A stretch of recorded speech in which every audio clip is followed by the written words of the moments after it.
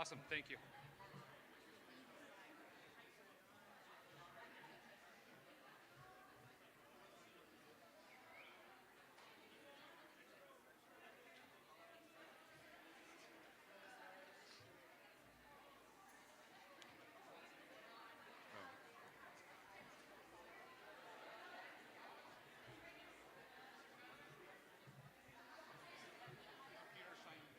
So just if you want to make sure your notes are ready, sorry. Yeah. You good there? How'd your dad's season go with Awesome. with the girls? They did awesome. Yeah. Yeah, 3 placed at state, and No kidding. they were top, at least top 5 in all the tournaments. They won really? quite a few tournaments this Wow. year. And so they performed well. Good. Young, and so it was a good year for them. So, Yeah. Open gym twice a week now, and youth wrestling twice a week. So. Cool. Well, let me say hi to Jackie real quick. Definitely. Oh yeah. So. Definitely. Yep.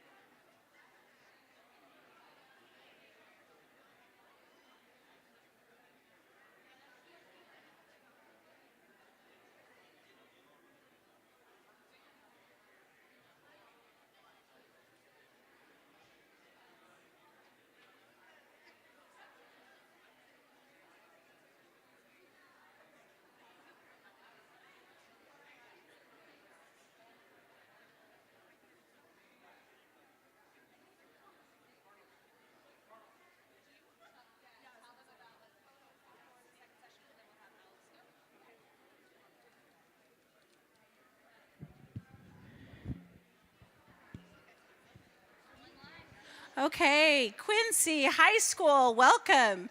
Thank you guys so much for coming this morning. Please make sure you thank your teachers for coming. Quick note, make sure your phones are turned off and put away in your pockets. Okay, everybody, and those earbuds, go ahead and tuck them into your pockets as well. We want to give these amazing speakers who have traveled pretty far to us our utmost respect. We want to be ready, responsible, respectful, okay? So make sure that we're kind of eye contact and so forth, you know, paying attention and engaging the best way that we know how. This event is live streamed, so just as a note, it's streaming to several other schools in the state. Okay, so we're representing Quincy High School, and we want to make sure that that's a good kind of live stream that's coming through, but we also feel really, you know, happy about this as an opportunity that we get this here in our school. Okay, we're gonna have a few people kind of coming in, so they'll enter quietly towards the back, and there'll be a time after the event if you wanna come up and ask one of our amazing speakers questions or take pictures. We'll have you line up along that side there and do pictures right after the event.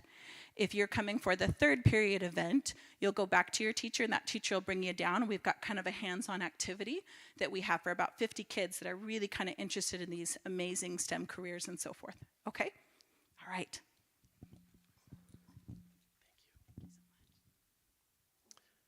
Well, good morning, everybody. How's everybody doing? Good. Everybody's awake.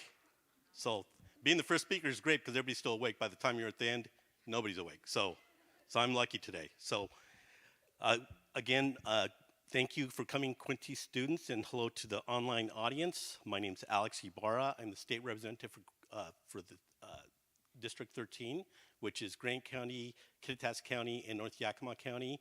I'm from Quincy, was born and raised in Quincy, y sí sé español, y porque yo estaba trabajando aquí en las días cuando crecí.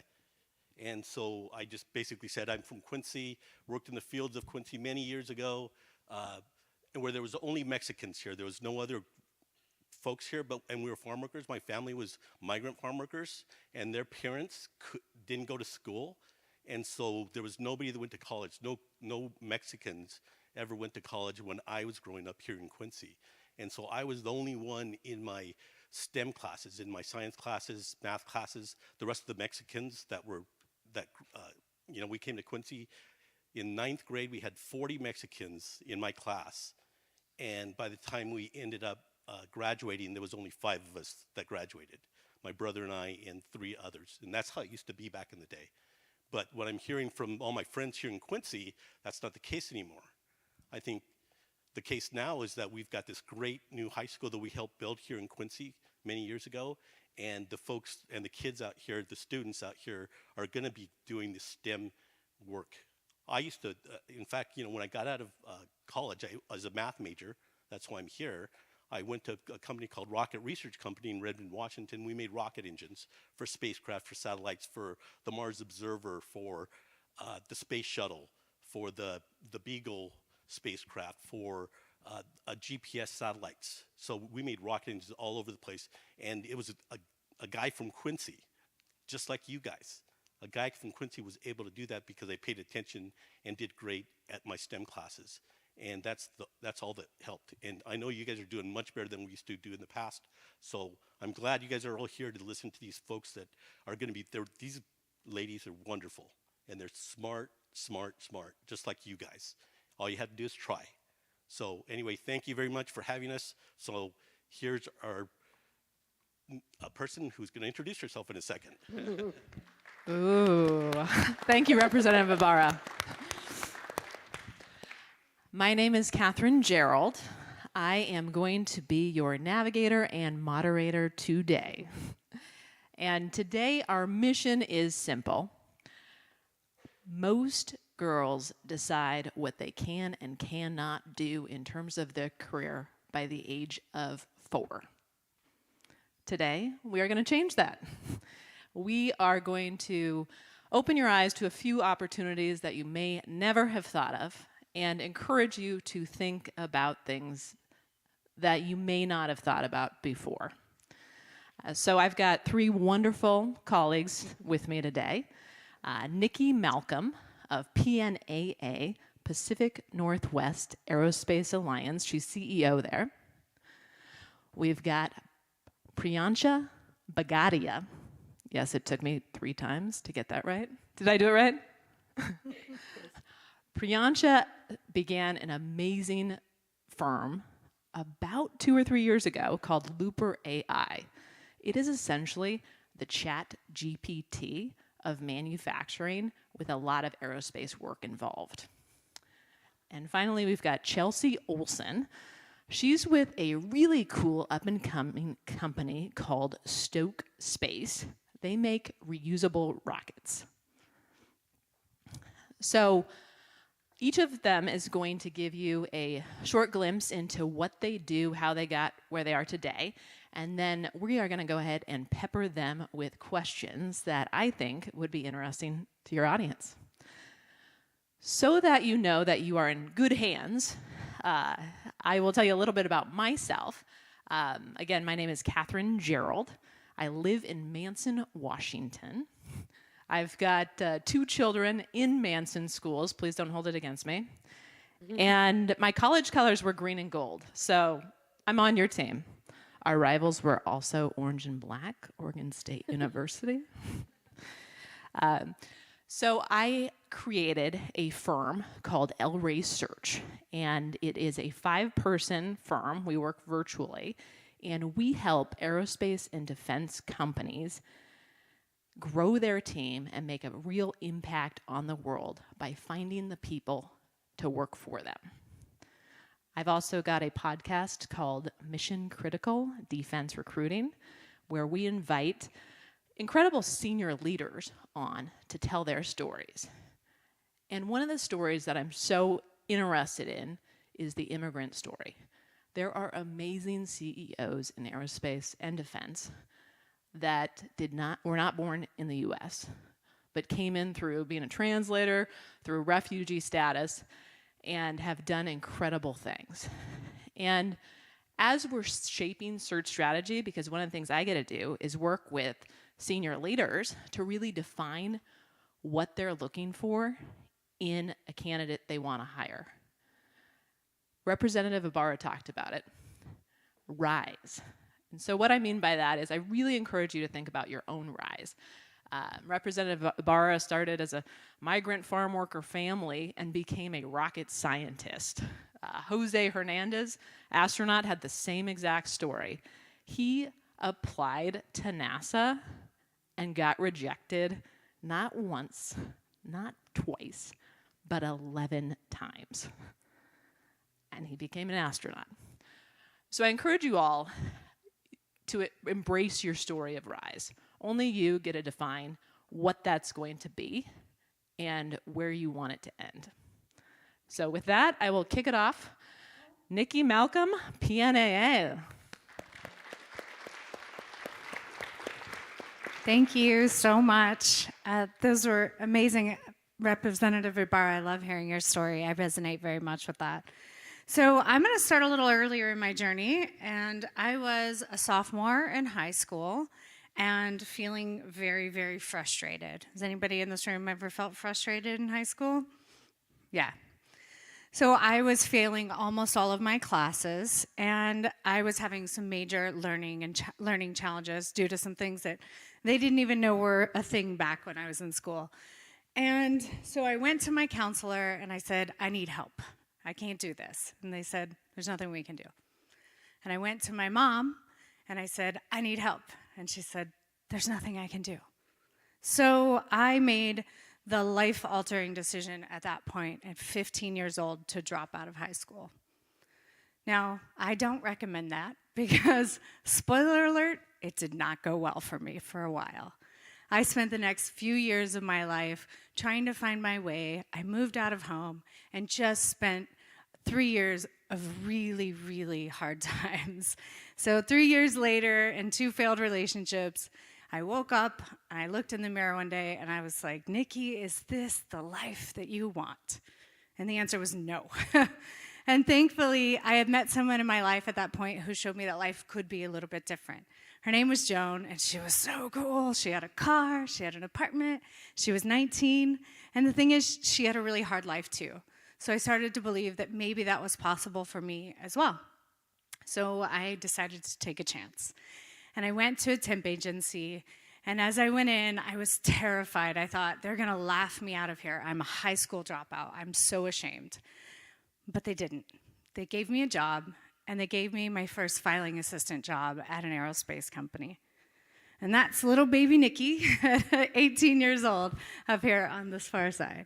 So I got my first aerospace job, and I was hooked. I wanted to know everything about it. Why are we buying this? What is this? Why are we doing that? And while it probably annoyed most of my superiors, that curiosity got me promoted to outside processing and purchasing, which at 19 years old felt like a massive responsibility. but I loved it. And I dived into aerospace so hard. And then I got promoted into sales. And that is when I hit my stride. Because you see, I never thought that travel was possible for me in my life and my upbringing. But now I was getting to go to Paris and London and Amsterdam and all these places in the world that were just a fantasy in my life before this time. And that passion led me to become the first female chair of the Pacific Northwest Aerospace Alliance. That's that middle picture where I'm holding a hammer that's supposed to be a gavel. And so I did that, went through sales, and then I took my first leadership position. And the fact is, I was not ready for it.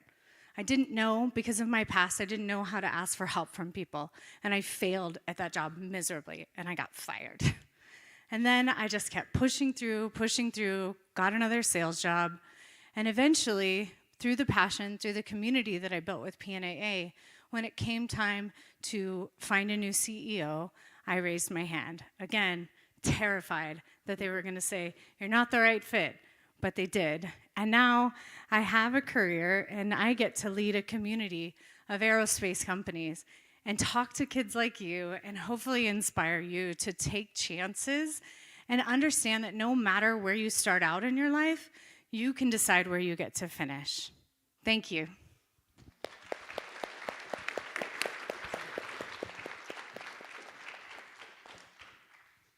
All right, thank you, Nikki. Next up, Priyansha Bagadia of Looper AI. Thank you, Katarine. That was awesome, Nikki. You've set the bars really high. So let's start with my journey. So I come from a very small town in India, on the eastern part of India, where opportunities were very limited. And it was about, finding yourself, dreaming big was not an option for everybody because, limited opportunities, limited exposure. But then from that small town of India, Girirdi, I'm standing right in front of you right now, started my company, have 16 people working for me, and have Boeing as a customer. That's at an age of 32. So I'm going to tell you my journey and how all of this has happened. And it's still like a dream, it's still sometimes I cannot believe that, I've come so far along in my journey. But yeah, it's exciting and it's interesting. So let me start from the beginning. My family was into manufacturing of insulation. So as a young kid, I'll walk around on the factory floor, spend time with the operators, learn the art. It used to be fun. They'll have these block of mica. It's an insulating material. And they'll use a knife to peel out layer by layer. To me, that work was so exciting. It was the accuracy, the precision that they were trying to do that work was like phenomenal. I was like, wow, I want to, go become one of those people, operators, and learn that art. That was like, the first starting point. So honestly, any work is not small. Any work, you should go about anything that you learn is going to take you far, far, far along in your journey. And that is something I'm saying with my experience. Because now I'm utilizing all my learning that I did over there to solve a real problem for the operators in aerospace and manufacturing company. And I could relate to it because I've spent all that time with them while growing up. Fast forward, I did computer science engineering, I came back, I worked with my father, and I saw some issues on the quality side. There were a lot of defects that was happening. Being a tech person, I was like, why don't we bring automation? Went around, looked for solution. It would have cost $500,000. I went to my father, and this I'm talking about in 2012. He's like, just go out of the door. Do you think I have $500,000 for you? So that was like, that problem always stayed with me. And I was like, one day, I'm going to find a solution that's going to solve problem for all of these people. And then fast forward, moved to Europe, did my MBA, was working for some of the largest CPG companies. Now, a girl from, India, a small town, moving all the way to Europe, all by herself, figuring out a way how to survive in a new country, in new conditions, and without having any, family around to back you or any support. You need to figure out your own thing on your own. Fast forward, worked there, saw the same problem in big companies, and then finally moved to US, was part of a data science fellowship, did a data science fellowship from Cornell, and finally, and it doesn't stop there. So while I was done with my fellowship, I had this opportunity with Microsoft, and COVID happened. The opportunity was gone. And now again, life has thrown a lemon on you. You need to figure out what's the next step. And from there, found an opportunity which was around just with a startup. And again, the mindset of not finding anything small. Every opportunity you never know can take you where. And that opportunity got me first hands-on experience on AI side, and finally let me go to my dream of starting my own company. So in 2021, I started Looper to solve the problem that I saw firsthand in my dad's company. And in last 2.5, close to 3 years, we have a team of 16 people. We are working with some of the largest companies around the world, solving a real problem. We know how important the problem of quality is. We are all aware of what's going on around. So we have solved that problem, and finally, I've lived my dream. And now, some of the initiatives, which is very close to my heart, which we're doing, is, we are empowering women by helping them do some of the part of the job in AI building. And then also, I'm very excited to be in front of you guys because last year we had 3 high school students who interned with Looper. And honestly, they were better than the data scientists that I've had in my team. I was so excited. And I was like, this so much, the willingness to learn, the willingness to go all out, it's something that each one of you have here. And you just need to be open, look for opportunities, grab it, because you don't know which one would be the next turning point in your life. Thank you. Thank you, Priyancha. Definitely inspiring. All right, we've got Chelsea Olson of reusable rocket company Stoke Space.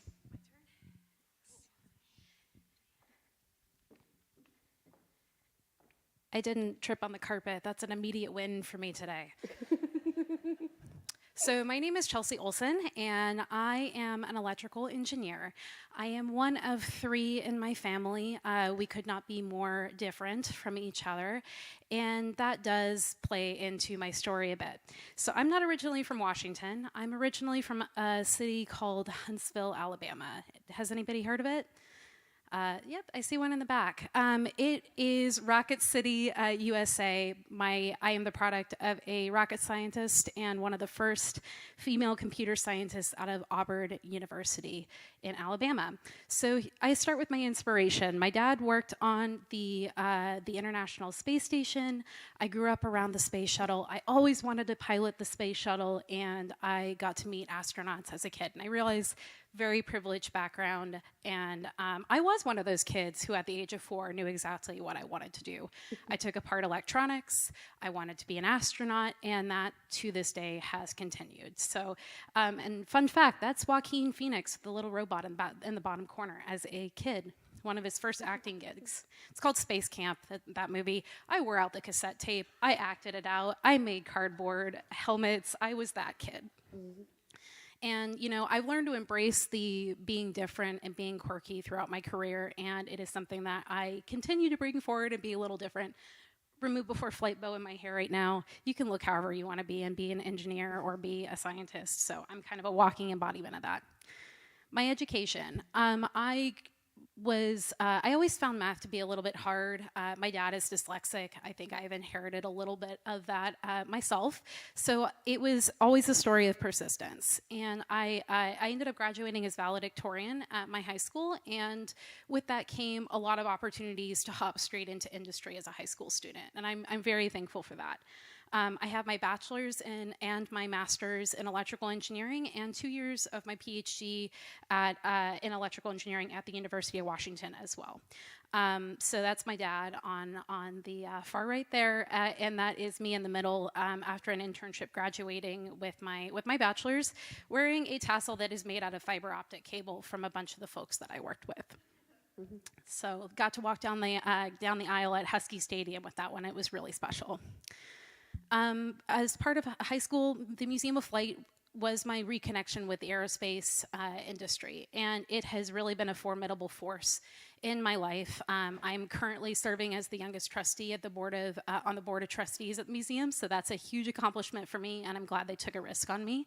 And I get to help kids like you get more access to the programs that benefited me and gave me the opportunities, and that I've had, and that's really important to me. So just a couple pictures of baby Chelsea being very, very awkward, and Washington Aerospace Scholars.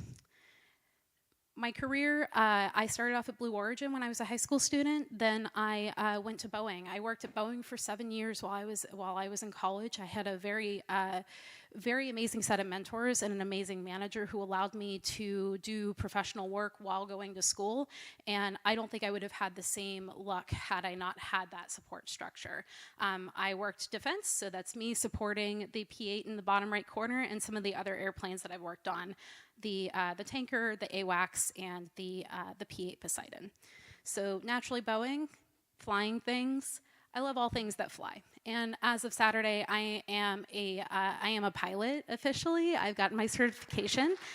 Thank you. And I'm gonna continue with that, but I want to bring aviation and flight experiences to folks like you and show how anybody who loves flight can be a pilot and figure out a way to make that happen. So yeah, there's flying. And then the last thing is a little bit of what I do as an electrical engineer. This is my last role at Primaire and at Amazon. These are circuit boards that I've worked on and different drones that I've worked on. And since the end of January, I've moved on to Stoke Space. So I'm a newbie at Stoke Space, a rocket scientist in training. And I can't wait to see what I do in developing avionics, which is the flight computers and the brains of the rocket. We call it the central nervous system of the rocket. Can't wait to see what we do and the memories that I make with my colleagues. So that's a little bit about me, and I'm happy to take your questions later. Thanks so much. Thank you, Chelsea.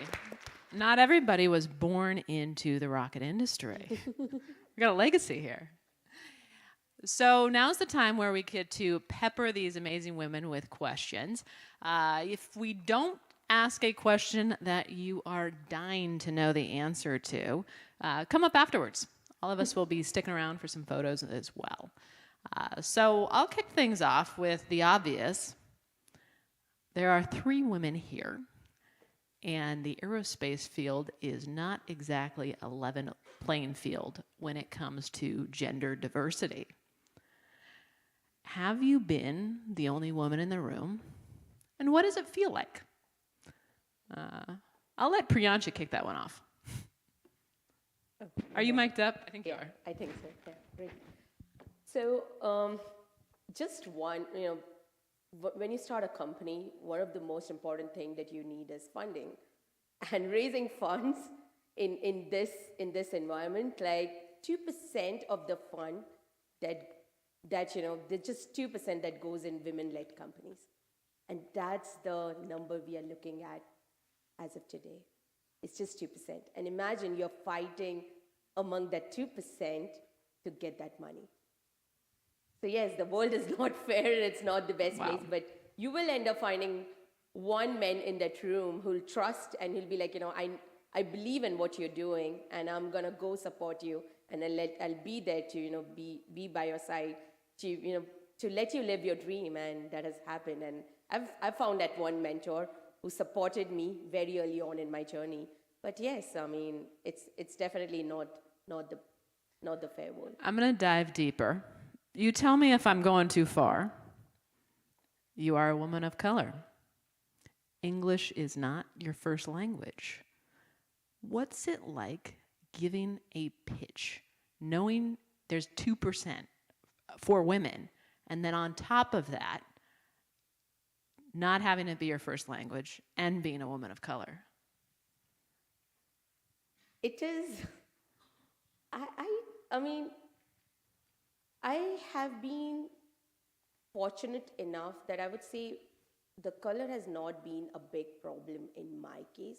Of course, it is a factor somewhere, but the challenge that I've seen, first of all, is being a woman in the room. That has been a harder problem.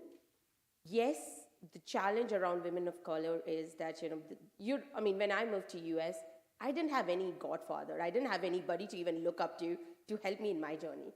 I had to figure out everything on my own, from finding the first investor to finding the first customer to finding even the first talent. Why will you even come work for me? What have I proved? Like, I don't even have, a big degree here, and why would you trust me? And why will you join my journey?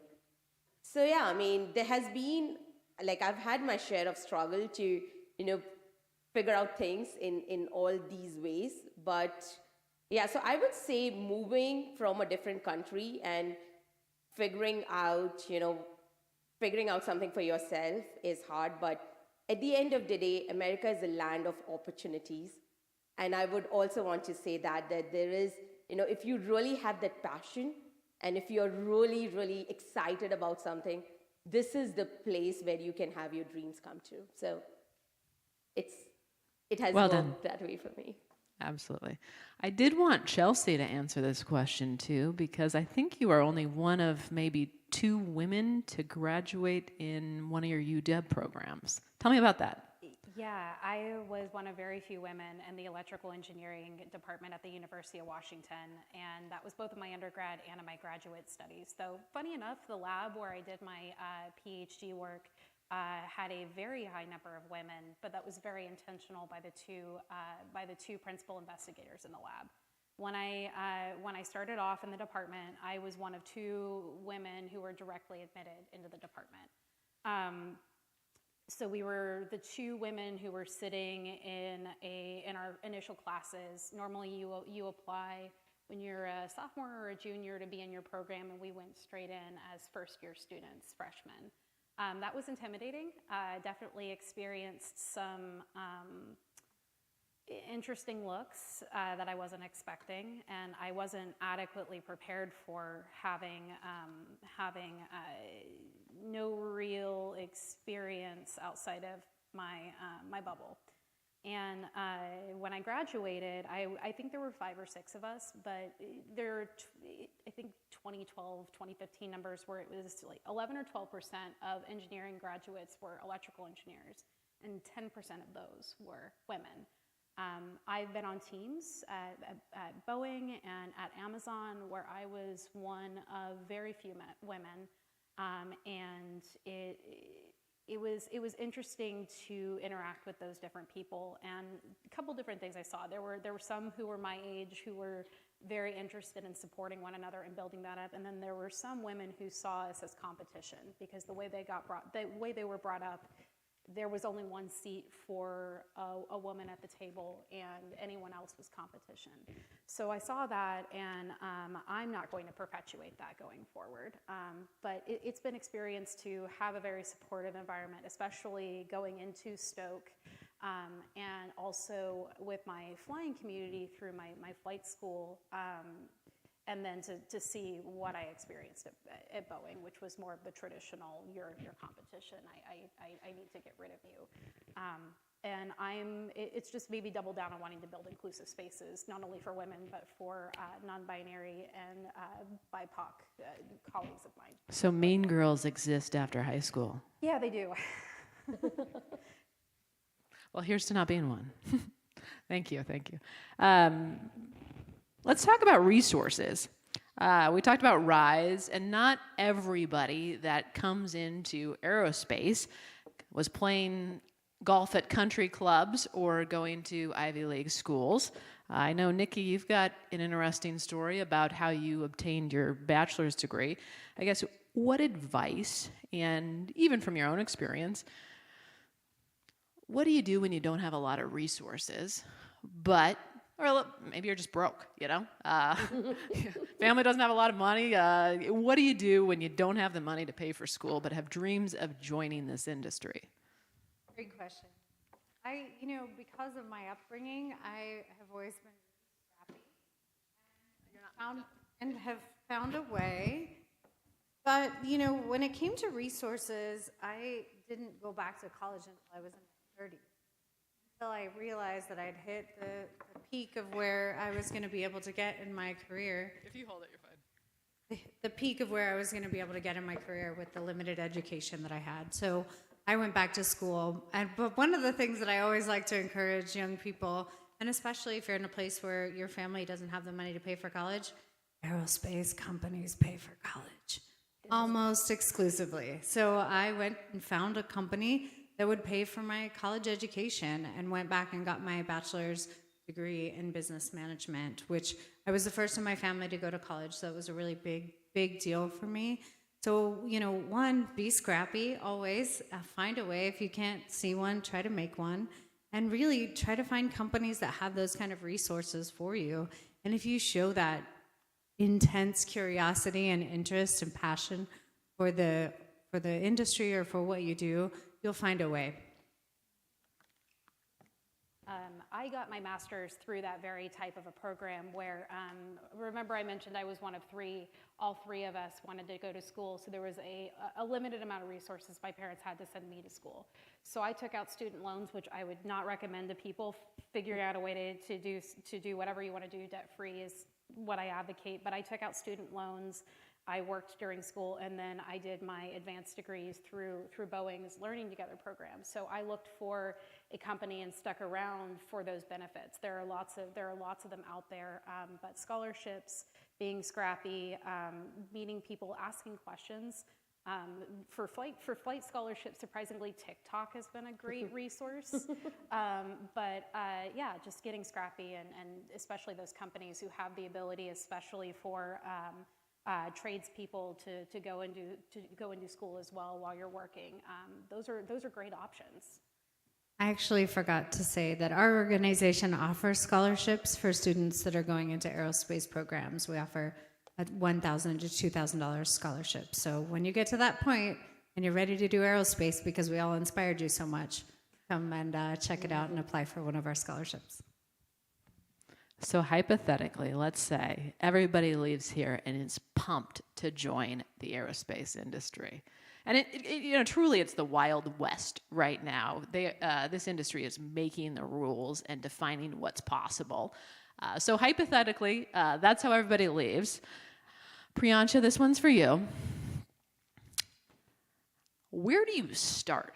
There are so many aspects to the industry. How do you find out what part is truly exciting to you? And I think about my own 13-year-old daughter, and I came back from Huntsville, Rocket City, on a client tour, and I came back with dehydrated ice cream.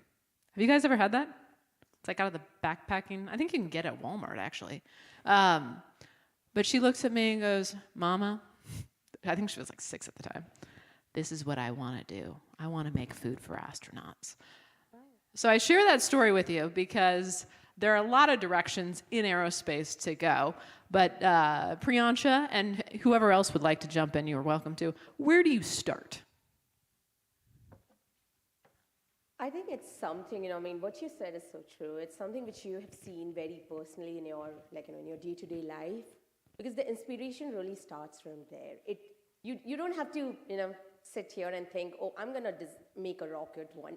I mean, that can happen too, but it's really about noticing the small things and be like, hey, can I make some change? Can I bring some difference there? Like I'm seeing something, So in my case, it was, while growing up, I've seen my grandfather, my father working in manufacturing. And every evening, I remember, I used to sit with my father. He would give me an hour, and we will talk about anything and everything. And just sitting there, I would know what's going on in UK in business, or what's the new, technology trend that's going on. And it used to get me so curious. And I was like, you know what?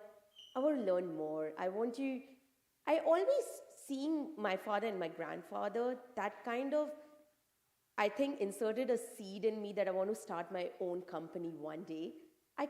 And I think it's all about look around. See, there has to be somebody, like a mentor, like a role model. You might have, a teacher who's inspiring you so much, and it can just start from there, or it can be anything. But for me personally, it started from childhood. I didn't realize, I never knew how it's gonna happen. But it was just one thing led to the other. And, at that point, if I ever, if you asked a 6-year-old Priyansha that, are you going to start a company when you are 30? And will you have all of these companies as your customers? Heck no. I mean, that Priyansha knew nothing. She was like, all I knew was I wanted to start something. So it's just look around, see the opportunities. There might be one person, who's inspiring you. And if any of us have, inspired you in any way, come talk to us. We'll be happy. You have an idea. No idea is bad. Come talk to us. What I think. Can I answer this one really fast? We got time for one more, and I want you to answer this one. All right. So no. No. But I'm saving. So unless somebody tells me otherwise, this is going to be our final question, but do come up afterwards. Ask us anything you want to. Nikki, I didn't totally blow you off because this one is for you to start. How does, and you've got more of a global view because of all of the companies you work with here in aviation in the Northwest, how does a career in aerospace impact someone's family, community, and even the world at large? That's a great question. There's a bunch of different ways that your career can affect the world. I would say for me, being the first in my family to go to college, my niece now went to UW and got a biology degree. So from that perspective, showing people in my family who came from a really tough background that more is possible, being that representation for them has made a huge difference for their generations in our family, for sure. Being able to be a woman that's a CEO and go out and talk to other women and girls and boys and all of that is huge. It's a big deal to me. But really, I mean, I get to do some really cool stuff in my job. I've been, testing of missiles and satellites and rockets and all of this stuff that just me personally, it's changed me as well as anything else. So it's so hard to quantify, but every single person in a way is changing the world and the work that they're doing in aerospace. Whether they're sweeping the floor or they're a rocket scientist, we're all part of this cog that makes all of this stuff possible. It makes space travel possible. It makes eventually going to Mars possible. It makes us traveling to see our families in other countries and other states possible. So aerospace has a huge impact on everything, the goods that you eat every day, the things that you wear, everything. Aerospace has had some part in that, and we get to be a part of making that happen. That's amazing. All right, with that, we are going to wrap it up, but before we do, see this banner over here? NCW Tech Alliance. Turn around and say thank you, because you don't see the people that put on today's show, and they are amazing. Jenny, Sue, Representative Barra, everybody that was involved, stand up, stand up.